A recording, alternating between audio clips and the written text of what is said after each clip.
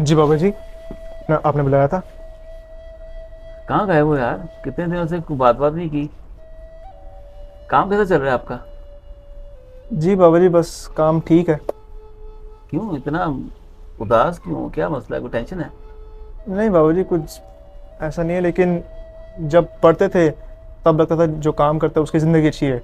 अब जब काम करते हैं तो ऐसा लगता है कि जो पढ़ता है उसकी ज़िंदगी अच्छी है। समझ नहीं आ रही। क्यों, क्या मसला क्या हुआ है? क्या टेंशन है? बस बाबा जी, यही है, समझ नहीं आ रही कि क्या करूं। बेटा देखो, जिंदगी आगे जितनी बढ़ती जाएगी उतनी मुश्किल होती जाएगी। उसके लिए आपको अपने आप को तैयार करना होता है। जिंदगी इंसान की तब तक ही अच्छी है, तब तक ही हल्की फुल्की जिंदगी है, जब तक सारा बोझ माँ बाप ने उठाया होता है। प्यो दा झूठा प्यार नहीं हुंदा।